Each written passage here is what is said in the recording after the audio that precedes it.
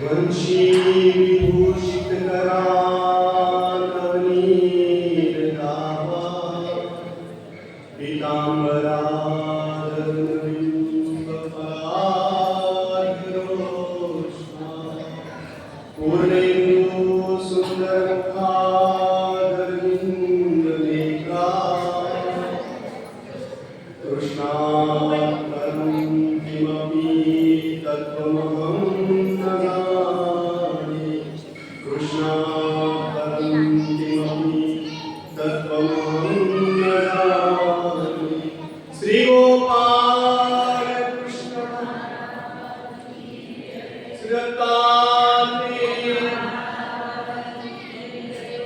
संख्येच्या मानाने जय घोषचा आवाज खूपच कमी आहे.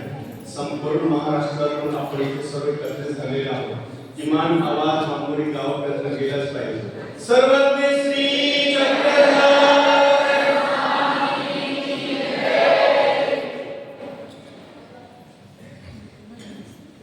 साधनदाता सर्वज्ञ श्री चक्रधर स्वामींच्या श्रीचरणांनी पवित्र झालेल्या वांबोरी या स्थळात स्वामींपासूनच ज्ञान गंगोत्री चालत आलेली आहे आणि तो वारसा आमच्या पूर्वसुरींनी तसाच सांभाळून ठेवला.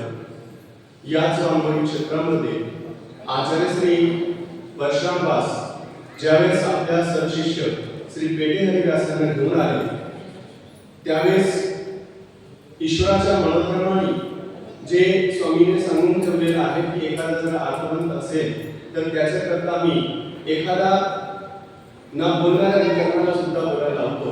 म्हणून आचार्य श्री परशुरामदास हे आजाराने ग्रस्त होते आणि त्या अवस्थेमध्ये त्यांच्या मुखातून जे आमच्या मानव पंथामध्ये सर्वापेक्षा श्रेष्ठ म्हणजे जे थोरला प्रकरण म्हटलं जातो त्या त्यांच्या मुखातून बाहेर पडलं आणि ते पेढे हरिदास हे त्यावेळेस हरी नावाने एक लहान अवस्थेत म्हणजे जवळपास 8 ते 10 वर्षाचे बालक होते आणि त्यांनी तो महावाक्य प्रकरण त्या वांबोरी स्थानाच्या त्या मंदिराच्या भिंतीवर लिहून ठेवलं. म्हणजे ती जी ज्ञानगंगोत्री त्यांच्या पूर्वस्मृतीपासून चालत आहे ती अविरतपणे ते आज आमच्या श्रीगुरुदेव मामाजींच्या योगाने आज जे त्यांच्या ज्ञान साधनेने संपूर्ण महाराष्ट्रातून आलेले जे साधक आहे जे अधिकारी आहेत त्यांना जे घडवण्याचा एक आदर्श रूप कार्य या मानव पंथा करता आहे. एक 85 वर्षाच्या व्यक्तीने दिवसामध्ये 3 वेळा पोथी सांगणे आणि नव्हेंबर त्या व्यतिरिक्त सुद्धा त्यांच्या पोरीत आलेल्या जिज्ञासाची जिज्ञासा पूर्ण करणे तो कार्य एकमेव संपूर्ण महाराष्ट्रात मानव पंथामध्ये श्री गुरुदेव मामाजींच्या माध्यमाने हे संपूर्ण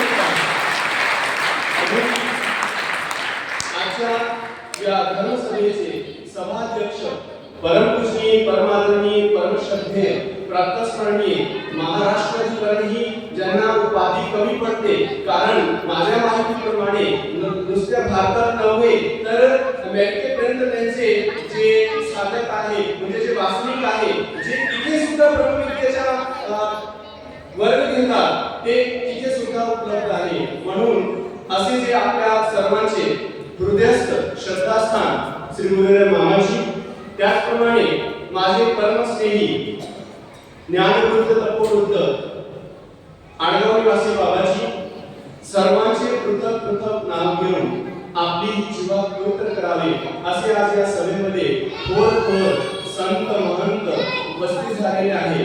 संपूर्ण महाराष्ट्रातून आलेले सर्व अभ्यागत परमपूजनीय परमादरणीय परमश्रद्धेय सर्वांना साष्टांग दंडवत प्रणाम करतो. सभेत उपस्थित सर्व मार्गस्थ आणि संपूर्ण महाराष्ट्रातून आलेले सर्व वास्तविक वर्ग आज आपण इथे संन्यास विधीच्या निमित्ताने उपस्थित झालेले आहोत. मला स्वामी श्री चक्रधरजी पैठणला असताना एक प्रसंग आठवला. महागाईचा वाराणसी म्हणून आल्यानंतर स्वामींची त्यांनी भेट घेतली आणि त्या स्वामींना अत्यंत विनंतीपूर्वक आणि आग्रहाने म्हणतात जीजी आपण असं म्हटले होते की बाई तू वाराणसीमध्ये जाऊन या मग तुम्हाला आम्ही संन्यास देऊ. तर जीजी मग संन्यास द्यावा. स्वागत बाई कर्णघाटीमध्ये कमरेइतक्या पाण्यामध्ये उभे राहून आणि दोन्ही हात वर करून म्हणून म्हणतात, मग तेणे करून संन्यास होते असं नव्हे. नुसतं वस्त्र धारण केले की मनुष्य संन्यासी होतो असे नव्हे.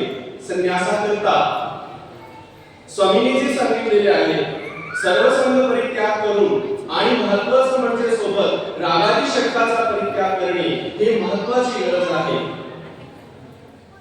आणि त्याच विषयाला द्वारकाधीश श्री कृष्ण महाराज म्हणतात, अनाश्रित कर्म फलम कार्यम कर्म करोति ससन्यासी सयोगीच न निरग्नी न च क्रिया. म्हणजे नुसतं यज्ञ अग्नीचा परित्याग करणे अथवा इतर कर्मांचा त्याग करणे, कर्म धर्म विधी विधीचा परित्याग करून आपण वस्त्र धारण केले म्हणजे तो संन्यास नव्हे. संन्यासाकरता आजही आपण सर्वसर्व परित्याग करतो आणि संन्यास वस्त्र धारण करतो आणि मार्गात आल्यानंतर साधकात्याने विहित केलेले अस्मिपदीचा आचरण करीत असताना सुद्धा आपल्या मनामध्ये बरेचशा काही इच्छा आकांक्षा उत्पन्न होत असतात, बरेचसे काही मानमान्यता आणि कीर्तीचा अभिलाषा उत्पन्न होत असतात. म्हणून या सर्वांचा परित्याग करून कुठल्याही फळाची अपेक्षा न करताना, परमार्ग सेवादास्य करताना किंवा आपल्या नित्यविधीचे आचरण करीत असताना, कुठल्याही प्रकारची सेवादास्य करताना कुठलीही फळाची अपेक्षा न ठेवून जो संन्यास धर्माचं आचरण करतो तो खरा संन्यासी होय. आज संपूर्ण विश्वामध्ये महिला प्रत्येक क्षेत्रामध्ये प्रगती करत आहे. त्याचप्रमाणे आध्यात्मिक क्षेत्रामध्ये सुद्धा त्यांची प्रगती आज आपण पाहतो आहोत. आज आपल्या समोरच 4 दीक्षार्थी महिला आहेत आणि इकडे पुरुष वर्ग आहे. पण मागास सुद्धा पाहिलं तर महिलांची संख्या साध्वी महिलांच्या संख्या अधिक आहे. म्हणून याच हा वारसा आमचा जो चालत आलेला आहे, हा वारसा आपण जर पाठीमागे सिंहावलोकन करून पाहिलं तर आमच्या त्या स्वामीने सुद्धा महिलांना समानतेचा अधिकार दिलेला आहे. मग तो सारंग पंडिताची लीळा असो किंवा इतर प्रसंग असो. आणि तोच वारसा आमच्या पूर्वस्त्री ज्या काही महिला आहेत त्यांनी सांभाळून ठेवलेला आहे. स्मृतीस्थळाचा अवलोकन केला तर आपल्याला हिराईसा नावाच्या साध्वी दिसतील. आचार्याच्या सन्निधानामध्ये त्यांनी हिराईसा आणि पंडितवास दोघांनी उपदेश घेतला आणि अधूनमधून आचार्यांकडे ब्रह्मविद्या शास्त्राचे धडे घेण्याकरता जात असत. एक दिवस आचार्य काही शिष्यवर्गासोबत त्यांच्या गावी आलेले असताना त्यांनी हर्षोल्लासाने आचार्यांचं स्वागत केला आणि त्यांचा त्या भोजनाच्या व्यवस्थेकरता लागल्या. त्यावेळेस त्यांची जी मुलगी आहे ती आजारी होती आणि थोड्या वेळामध्ये त्यांनी जाऊन त्या मुलीला पाहिलं, ती मरण पावलेली होती. गंमत नाहीये, एखाद्या स्त्रीची मुलगी आणि ती लहान अवस्थेमध्ये असताना त्यांची मृत्यू झाल्यानंतर त्यांनी त्याच्यावर वस्त्र टाकलं आणि आलेल्या भक्तांचे भजन पूजन करावे, आलेल्या श्री गुरुजींचे कुठल्याही कार्यामध्ये याचा अडथळा येऊ नये म्हणून त्यांनी अत्यंत कृतज्ञतापूर्वक त्यांनी सर्व क्रिया केल्या आणि त्यानंतर व्यवहार म्हणून त्या रडल्या. आणि मग आचार्य त्यांच्या या कृतीचा प्रमाणात आल्यानंतर सर्व साधकांसमोर सांगतात की हिराईसाचा दृढत्व सामान्य नाही. याच हिराईसा ज्यावेळेस त्याग करून प्रमार्गी आल्यानंतर त्यांनी स्वतःच आचरण केलं नव्हे तर विजनाला जाऊन सर्व साधकांना पडताळायचे. ज्या काही ज्यांच्या आचरणामध्ये उणिवा असायच्या, काही अन्यवार्ता करीत असलेले त्यांना आढळले, ते जाऊन आचार्यांना सांगायचे आणि आचार्य म्हणायचे की हिराईसाच्या कसोटीमध्ये जो उतरला तो खरा विरक्त होय आणि हिराईसा ही विरक्ताची कसोटी आहे. आणि याच हिराईसानी संपूर्ण इतिहासामध्ये असं नसेल की महिला एखाद्या आपल्या पतींना सामाजिक कार्यामध्ये व्यवहारिक कार्यामध्ये घेऊन जाण्याकरता प्रवृत्त करत असतील, परंतु ज्यावेळेस हिराईसाने संन्यासाकरता घरामध्ये पंडितवासांना सांगितलं की तुम्ही संन्यास घ्या नाहीतर मी. पंडितवासांनी सांगितलं की मुलांचे लग्न व्हायचे आहे त्यामुळे तुम्ही संन्यास घ्या, मी मुलाचा लग्न करून मग येईन. हिराईसाचा संन्यास झाला, परंतु पंडितवासांनी पोरांचं लग्न केल्यानंतर सुद्धा ते मार्गी आले नाही. एक दिवस त्यांनी लिखित पाठवले की पंडितांनी ऐसे म्हणावे की ज्या चुलीची खीर खाल्ली त्याची राख खायची आहे का, एवं ज्या संसारामध्ये तुम्ही ऐश्वर्याने राहिले, सुखाने नांदले, तिथून तुम्ही अपमानित होऊन निघायचे आहेत का? ज्यावेळेस त्या निरोपकाने जाऊन तो संदेशा त्यांना दिलं, त्याच वेळेस पंडितवास घरातून निघाले आणि स्वयं नव्हे तर पंडितवासांना सुद्धा त्यांनी अनुसरणाकरता प्रेरित केले आणि पंडितवास ज्या दिवशी घरून निघाले, आचार्य साहेब त्यांना म्हणतात की आज कोणी विहरणाला जाऊ नका, आज पंडितवास येत आहे. आणि पंडितवास आल्यानंतर जेवणाच्या वेळेस आचार्य म्हणतात की पंडितवास हो, आपण दोघे एकत्र जेवू. ते म्हणतात असं कसं होऊ शकते? मी प्रवृत्त आश्रमी आणि तुम्ही निवृत्त आश्रमी आहात, दोघे एका पात्रामध्ये भोजन कसे करू शकतात? आणि एका प्रसंगी स्वयं आचार्याने सुद्धा सांगितलेलं आहे की वासनिकांनी आणि मनसर्त्यांनी एका पात्रामध्ये भोजन करू नये. मग या प्रसंगी तुम्ही का म्हणता आहात? आचार्य म्हणतात जे होऊन आले असा तेने करूये. म्हणजे ज्या विचाराने तुम्ही घराचा परित्याग केलेला आहे, तुम्ही आता वासनिक राहिले नाही, तुम्हाला अनुसरणाचा शिक्का लागलेला आहे. असे आमच्या साथी आहे ज्या संसारातून पतीला सुद्धा काढण्याकरता निमित्त होतात, म्हणून यांचे जे सामर्थ्य आहे ते सामान्य नव्हे. आणि त्याच अनुसरण धर्मामध्ये आज हे सर्व साधक जे आहेत यांनी प्रवेश केलेला आहे. आजचे दीक्षार्थी नव्हे, आता मी त्यांना नवदीक्षित म्हणेन. मग ते महिला वर्ग असो की आमचे नगर निवासी बोरसाहेब असो, या सर्वांचं अनुसरण सिद्धिअर्थ जावं याकरता मी साधनकारत्या सर्वज्ञ श्री चंद्र स्वामींच्या श्रीचरणी प्रार्थना करतो. आणि जाण्याच्या आधी आपके आने से इस कार्यक्रम में आई है बहार, आपके आने से इस कार्यक्रम में आई है बहार. मामा जी और आए हुए सारे अभ्यागत और मार्गस्थों का बहुत बहुत आभार, बहुत बहुत आभार.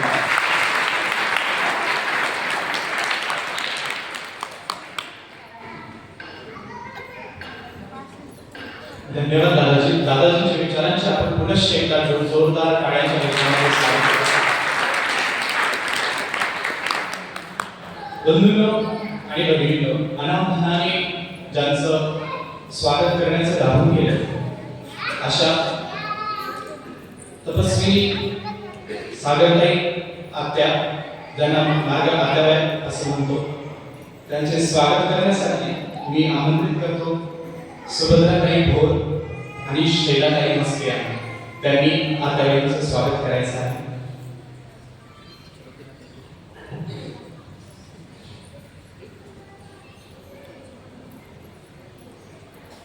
बंधूंनो, आपणही टाळ्यांच्या गजरामध्ये आपण त्यांचं स्वागत करूया. बंधूंनो, संत आपल्याला वारंवार सांगत असतात की संसार असा आहे, परमार्थ असा आहे, प्रपंच असा आहे, जीव असा आहे. परंतु त्या गोष्टी आपण लक्षपूर्वक समजून घेत नाही, जाणून घेत नाही. कुणीतरी यासाठी अत्यंत टोपल्या शब्दांमध्ये लिहिलेलं आहे की जो पास तेरे वही तेरा, जो पास तेरे वही तेरा, बाकी सब मोह का फेरा. तू क्यों समझ ना पाया तन मिट्टी है मन माया, तू क्यों समझ ना पाया तन मिट्टी है मन माया. यापूर्वीच्या वक्त्यांनी आपल्याला आपल्या अनुभव विचारांच्या माध्यमातून हे समजून सांगितलं आणि म्हणून यापुढेही तेच विचार व्यक्त करण्यासाठी मी आमंत्रित करतो परमपूजनीय आदरणीय श्री अनुपुनी दादाजी महानुभाव यांना. त्यांनी आपले अनुभव विचार या व्यासपीठावर व्यक्त करावे. जोरदार टाळ्यांच्या गजरामध्ये आपण त्यांचं स्वागत करूया.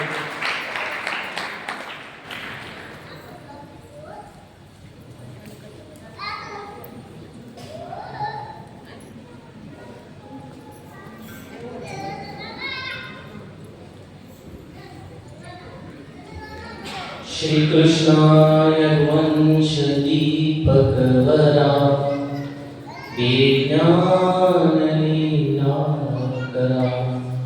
श्री दत्ताश वंश त्रिकुमरा श्री चक्रपाणि. श्रीमद्वारावती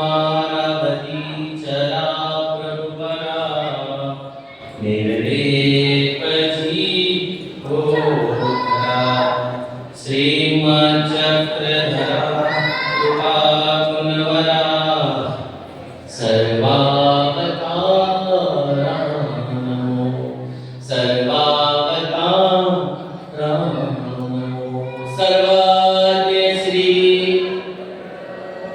स्वामी की जय।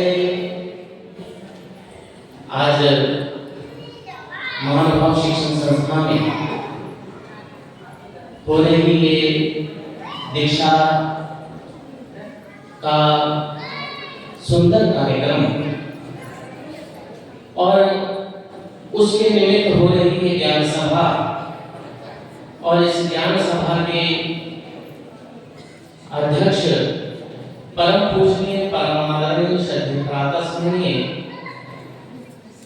संत शिरोमणि आचार्य प्रवर श्री गुरुदेव मामा जी एवं उपस्थित यहाँ पर परम पूजनीय परमादरणीय अड़गांव से आए श्री बड़े बाबा जी, वैसे ही परम पूजनीय परमादरणीय श्रद्धेय नागपुर से आए आदरणीय श्री बाबा जी, परम पूजनीय आदरणीय आदि से आए श्री बाबा जी, परम पूजनीय परमादरणीय राठौड़ा से आए श्री बाबा जी एवं सभी उपस्थित महंत संत मार्गस्थ तपस्वी भाइयों भिक्षु सभी मेरे महाराज के अच्युत दोदी परिवार को मेरा सादर दंडवत प्रणाम। आज यहाँ पर दीक्षा हो रही है और इस दीक्षा के विधि अनुसरण विधि से संबोधित किया जाता है और जब हम अनुसरण कहते हैं तो अनुसरण शब्द की जो व्याख्या शास्त्रों में कही गई है वो अनुसंधान साधना है। अनुसंधान किसका साधना है? ना स्वामी जी के जो श्रीमुख से आचार बताया गया है वो अनुसंधान साधना है, अधीनता और आज्ञा पालन करने का। आज एक विशेष हम संकल्प ले रहे हैं अनुसरण के माध्यम से। अनुसरण के माध्यम से हम संकल्प ले रहे हैं कि हम आज के बाद ईश्वर के मार्ग का अनुकरण करेंगे, सन्निधान करेंगे। परंतु सीधा अनुकरण नहीं हो सकता क्योंकि साक्षात परमेश्वर यहाँ पर उपस्थित नहीं है, वचन रूप परमेश्वर है। अब ये वचन रूप परमेश्वर चार साधनों के निमित्त हमारे लिए विधि विधान ये अनुसंधिकता गढ़ाते हैं। तो साधनों के प्रति भी हमारी वैसी ही श्रद्धा होनी चाहिए। ये अनुसरण की एक और परिभाषा है। आज हम परमेश्वर के मार्ग के वचनों का पालन इस परमार्ग के चतुर्विध साधनों के साथ करें, तब जाकर हमारा यहाँ का अनुसरण चलकर ईश्वर के सन्निधान के अनुसरण तक पहुंचेगा।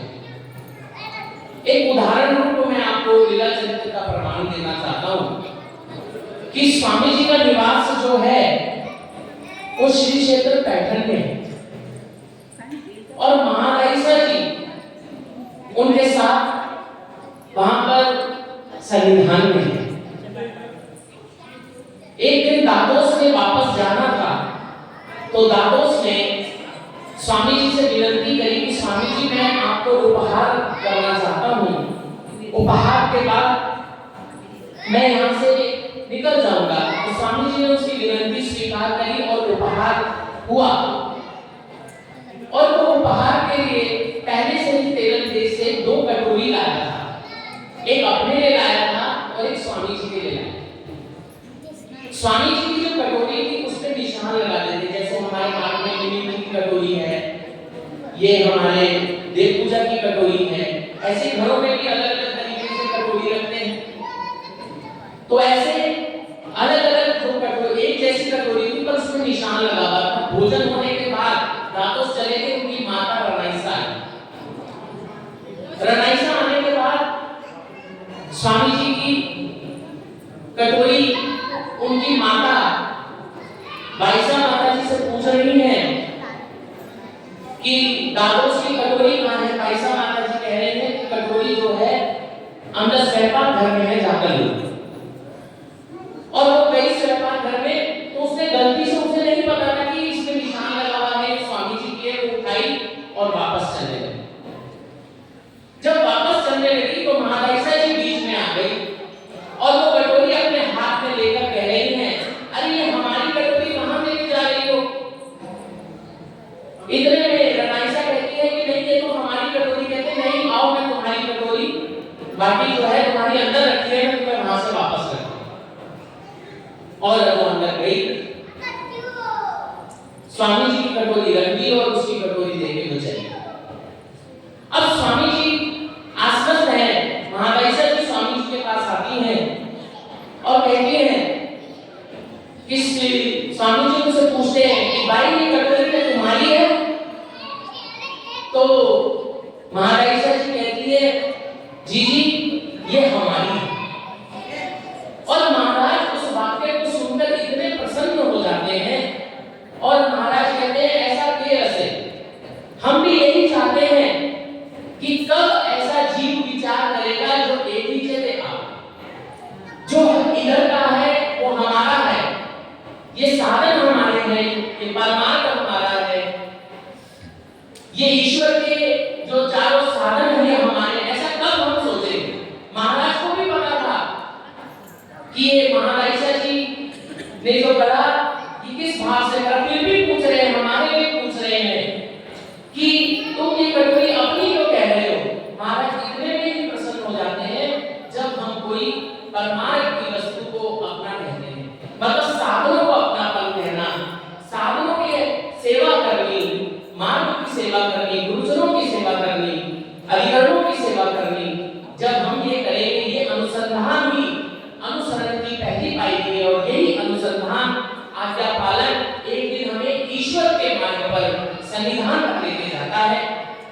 और यही आज जो नवदीक्षित यहाँ पर है, तीनों ही जो धर्म कुमारी है और एक सीमा जो है जम्मू से और एक हमारे सद्भक्त गौर साहब, ये आज इन मार्ग की सेवा करके, साधनों की सेवा करके अपना अनुसरण जो है उस पर पदार्पण कर रहे हैं और यही अनुसरण एक दिन उनके संविधान को उनको लेके जाएगा और इस बीच में उनको जो सेवा दासे करेगा उससे उनके आत्मा का कल्याण होगा। ये एक विशेष बात हमें यहाँ पर आज के दिन में समझनी चाहिए। और जो तीनों ही नवदीक्षित हैं, उनके पीछे जिनका बहुत भाग जो मेहनत लगी है वो हमारे परम पूज्य आदरणीय श्रद्धे प्रातस्मरणीय आदरणीय श्री सातिमणि दादाजी की और तपस्वी हमारे बाई जी दीपा देवी की खूब उसमें उनकी मेहनत लगी है। और सीमा दीदी जो जम्मू से आती हैं, उनका तो एक विशेष ही है, ऐसा कमी होता है, ऐसा इतिहास में कमी होता है, अपने महानुभाव से बताए गए तो खैर कम देखने को मिलता है कि पूरा परिवार, उनके पति, उनके बच्चे अपनी माता की दीक्षा करा रहे हैं और वो खूब आनंदित हो रहे हैं। ऐसा एक देखने वाली विचित्र विलक्षण अवसर है, हम सब उसके साक्षीदार हैं। वरना हमेशा दीक्षा में क्या होता है, एक खुश होता है और एक नाराज होता है।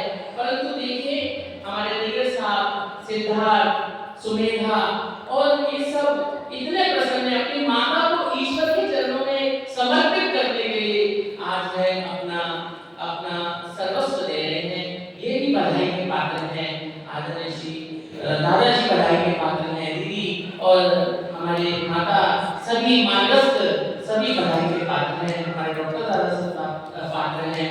मैं इन सभी का जो है बहुत ही इनको दंडवत प्रणाम करता हूँ। इनके कष्ट की वजह से आज ये उपस्थित, ये इनको योग उपस्थित हुआ है और इस सब के पीछे जो आधार स्तंभ है वो हमारे श्री गुरुवरे मामा जी हैं। उनकी वजह से ही ये गुरुकुल, ये प्रसंग चल रहा है। मैं आखिरी एक बात आपको बताना चाहूँगा कि कुछ दिनों पहले मैं यहाँ पर आया तो दीक्षा का प्रसंग था, तो मेरे को यहाँ बोलने के लिए बोला। कुछ उत्तर भारत से लोग आए हुए थे, उन्होंने आकर मुझसे पूछा वहां जाकर कि दीक्षा बहुत अच्छी हुई, बहुत ही व्यवस्था अच्छी है, रसोई अच्छी है, बाइयों की व्यवस्था, मार्ग व्यवस्था है। उनमें से छोटे एक दो पहली बार आए, उन्होंने मुझसे पूछा, भाई तुम्हारे आश्रम में हर जगह घड़ी क्यों लगी हुई है? अब ये प्रश्न में क्या जवाब दें? ये घड़ी क्यों लगा रखी है? हर दीवार पे घड़ी है, कहीं भी जाओगे एक हॉल में एक घड़ी होती है, यहाँ पर दो दो घड़ियां, तीन घड़ियां, हर दीवार पे जहाँ देखोगे वहां घड़ी है। उसको तब तो मैंने जो उत्तर दिया तो दिया, आज मेरे को उसका उत्तर आपको देने के लिए मेरे मन में आया है कि यहाँ पर खाली महानुभव तत्व नहीं सिखाया जाता, यहाँ पर टाइम मैनेजमेंट भी सिखाई जाती है, ये घड़ियों को बताया जाता है। और दूसरी बात, यहाँ पर समय भी अपना टाइम देकर अपने टाइम को ठीक करता है। जब गुरुदेव श्री मामा जी 4 बजे उठ जाते हैं तो अपने समय को 4 बजे कर देता है, और जब मामा जी सोते हैं तो 11 बज चुके होते हैं, तो समय भी अपना समय मैनेजमेंट करने के लिए यहाँ पर आता है। इसलिए यहाँ पर हर जगह घड़ी लगाई गई है, और मैं अपनी तरफ से इस चारों पांचों ही दीक्षार्थियों को इनके अनुसरण के लिए, दीक्षा के लिए हार्दिक शुभेच्छा देता हूँ, और अपने 2 शब्दों को यहीं पर विराम देता हूँ। दंडवत प्रणाम। जय श्री राम। दादांनी अतिशय उत्तम शब्दांमध्ये आपले विचार व्यक्त केले, त्याबद्दल जोरदार टाळ्यांच्या गजराने आपण स्वागत केले। यानंतर दीक्षार्थींना 2 शब्दांमध्ये शुभेच्छा देण्यासाठी दादाजींनी आपल्या वेळेचे महत्त्व सांगितलेलंच आहे, म्हणून 2 शब्दांमध्ये हा उल्लेख केला, म्हणून 2 शब्दांमध्ये उल्लेख करण्यासाठी दीक्षा ज्या अदृश्य स्वागताची, अदृश्य विचार ऐकण्याची आपण आतुरतेने वाट पाहत होतो। वेळ कमी आहे म्हणून वेळेचं भान राखता मी कृपया आचार्य श्री मामाजींना विनंती करेन की त्यांनी या धर्मसभेला आपल्या अमोल विचारांनी प्रेरित करावे, म्हणून गुरुदेव आचार्य श्री मामाजींचे मी या ठिकाणी जोरदार टाळ्यांच्या गजरामध्ये स्वागत।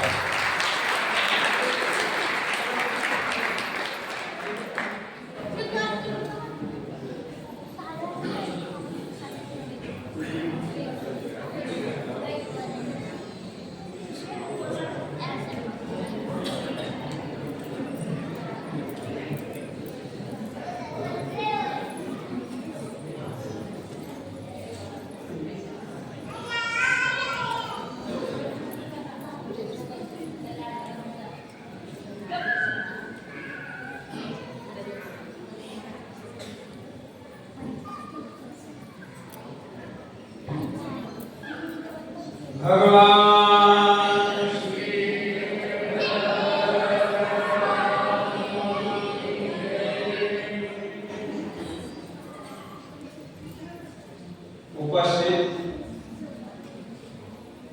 आणि आगत आहे संत मित्र, आणि मी मागच्या वक्त्यासारखं वेगवेगळ्याचं नाव घ्यायला लागलो ना, माझे वेळच त्याच्यावर गेली, आणि मग आपला वेळ ठरलेला असतो कशाचा, उपहाराचा। दत्तात्रय स्वामींचा उपहार किती वाजता असतो? 45 आणि इकडून जात असतात। कोल्हापूरला रिक्षाला जायचं ना, पहिले कोल्हापूरला रिक्षाला जायचं टाइम त्यांचं चालू आहे, चालेल ते रिक्षाला, मग ते उपहाराच्या वेळेला कमीत कमी आपणही उपहार दाखवला पाहिजे। मग ते साध्या करतात। मी या सर्वांच्या धन्यवाद करतो त्यांना, आगतांना आणि उपस्थित संत, महंत, वासी आणि त्यापासून आया पाया आलेल्या आणि हे बालगोपाळ, हे बालगोपाळ स्वस्त आहे म्हणून आम्ही सभा लागली आहे। फक्त 2च बरोबर बालगोपाळ होते, त्यांनी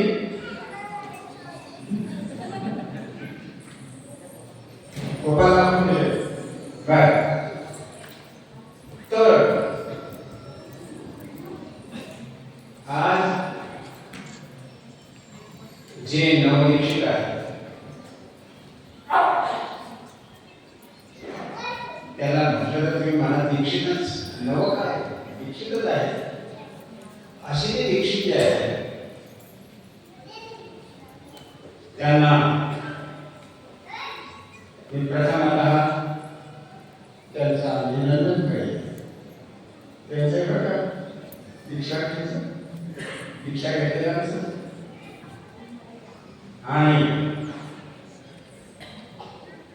प्रथमतः हे सामुदायिक उचित आहे त्यांचं नाव परिवर्तन झालेलं आहे.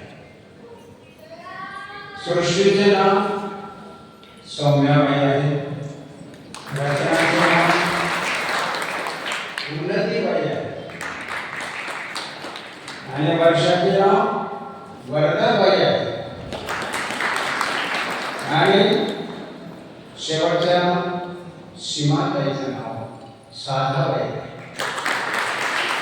आणि आमचे भाऊ साहेब संपतराव त्यांचं नाव शांतमुनी आहे. तर असे त्यांनी त्यांचं आपल्या कर्तव्य केलं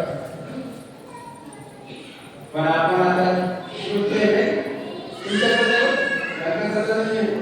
संत महादेव संत म्हणतोय त्याला आपण काय सांगू शकतो ते श्रेष्ठ माणसं आहे सांगायचं म्हणजे तुमच्यासाठी तुमच्या मनामध्ये विचार असेल की आपणही त्यांना पाहिल्यावर वाटतं की आपणही संन्यास बरं होत आहे पण धाडस होत नाही भीडचे पद नाही लक्षात ठेवा धाडस होत नाही भीडचे पद नाही त्यामुळे काही घेतल्या जात नाही त्या घाबरायची काही गरज नाही भीड मारण्याची काही कोणाची जरूरत आहे आणि ती माणसांनी नाही आमचे आपले कार्य राहिले दबके कार्य राहिले अरे तुमचे कार्य संपणारच नाही या काही बाबा ते वाचले होता तो म्हणे बघा मी आपल्या छपरीच्या आत दीक्षा घेतो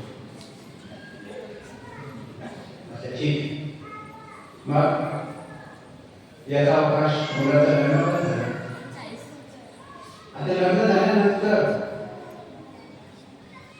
मग त्याला म्हणतं तुझं कर्तव्य झालं ना सगळं तू त्याच्यात धंद्याला लागला कामाला लागला आता दीक्षा घेऊन टाका ते म्हणा हो लग्न व्हायचंय तुझे लग्न सोडून मला बाकी लोक काय म्हणते मग म्हटलं पा लग्न झालं मग म्हणे आताच निघता येणार नाही म्हणे कारण लोक म्हणजे सुनेने पळून लावलं का काय सासऱ्याला म्हणे लोक काय म्हणतील मग जरा होऊ द्या काय ते आणि परिवार झाला म्हणजे मग तुला मला घ्यायला बरं होईल मग झाला मुलगा झाला त्या मुलगा झाला आणि मुलग्याच्या लहान बाळामध्ये आजोबा वगैरे जास्त असायचं मग एकदा मी त्याला म्हणत काय की हे सगळं सोडून काय काय प्रसंग पडला झालं सगळं मुलगा झाला सगळं नाही मी माहिती त्याचं नाव तरी ठेवलं होतं गोपाळ आणि गोपाळाला खेळता खेळता म्हणजे गोपाळाची वेळ आठवली चक्रधर स्वामीची वेळ आठवली म्हणे चक्रधर स्वामी गोपाळ झालेले करायचे ते अरे काही समजतो काही माहिती आहे तुला सर्व तुम्ही हो म्हटलं इथं घरात बसून तू स्मरण करशील त्यापेक्षा त्या मार्गात जाऊन धप्पा काढण्याचं बरं आहे हा गोष्ट तर बरोबर आहे तुमचं म्हणणं आहे आणि मग येतोच म्हणा माझं ठीक चांगली गोष्ट जेव्हा घेतो मला मी लवकरच घेतो बरं घेतो कुठं नाही तर काय पुढं काय झालं आलं लागेल का कसं झालं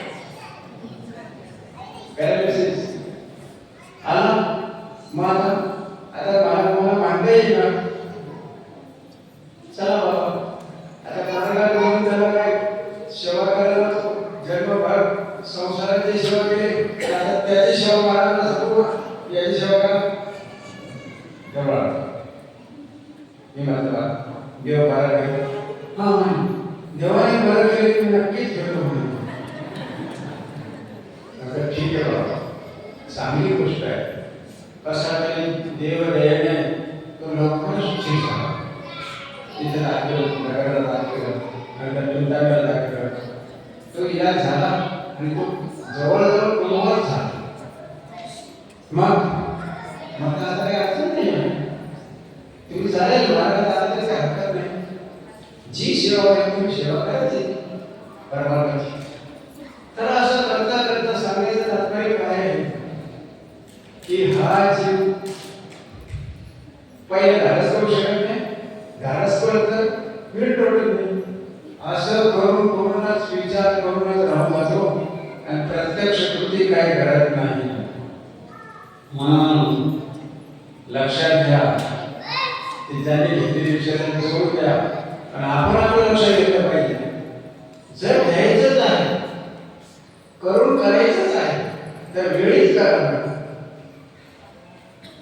मुळे काय ब्रह्मत्व गाणं सरळ झालं. संसारात दिसून लहान मागू तो सासूला पाठवतो, मुलगा तो बापाला पाठवतो आणि मग येणार. अरे त्याच्या पहिले तुम्ही लात मारा सर्वांना.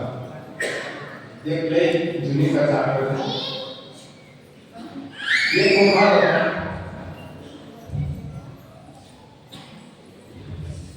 त्याचे पौर्णिमेचे सामान आणलं. तर मग ते ज्या वेळेला अशा पद्धतीमध्ये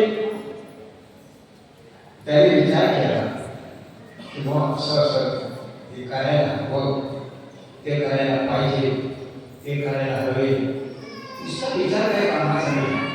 त्याच्याबद्दल तुम्हाला प्रत्यक्ष कृतीच करावं लागेल एखाद्या दिवशी. आणि कृती त्याच वेळी करा. मुळी गाणे मामान को घाल नको तुम्हाला सांगत होतो ते कथा. ही कुंभाराची त्याला काहीतरी डोक्यात काय जखम झाली. कशाला? त्या कारभाला पशुवैद्याकडे गेला. पशुवैद्याने काय केलं? औषध सांगितलं. काय औषध सांगितलं? तर पावडर. ते म्हणे ही पावडर त्याच्या श्वासात पोचत असते. त्याने आपल्या तुम्हाला कल्पना असेल पहिल्यांदा औषध मारायचं असतं किंवा गाडवाला काही असे उपचार करायचं असतं, त्याला एक नाटकांड असतं. जसं पहिल्यांदा ते एरंडेल वगैरे वगैरे औषध मारायचं असतं, ते ज्याप्रमाणे नाळा असतो ना गाडीला, त्याप्रमाणे एक नाळा असतो, त्या नाळ्यात औषध घालतात. असं केलं की त्याच्या पोटात जातं. तसं गाडवाला पावडर होती, त्याने फुकणी घेतली, त्याच्या नाकाशी लावली आणि तो फूक मारणार. त्याच्यावर गाडवा दिसतो. आजचा काय अंदाज? जी औषध गाढवाला द्यायची ती औषध माणसाला दिली तर काय होईल बरं? तर तो गाढवणी व्हायच्या अगोदर हात बिचारा आजारी पडणार. म्हणून फूक कोण्या वेळेला मारायची हेही लक्षात घ्या. संसार तुम्हाला फूक मारेल, त्याच्या आजवर तुम्ही फूक मारा. सावधान राहा, नाहीतर जमणार नाही.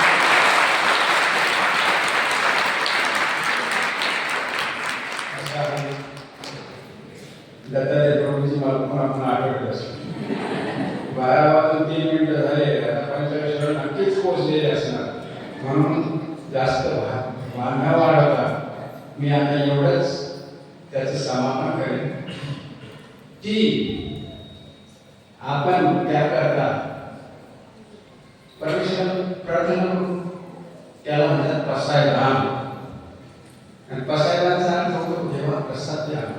काय प्रसाद दे? आता मी जे काही सांगितलं ते दे देवा, आम्हालाही दे. ज्याला दिला तसा आम्हालाही थोडा प्रसाद दे, हे मागायचं आहे. आणि त्याच्याकरता असे बडे मागे बसून चालणार नाही. मागे चांगले घरात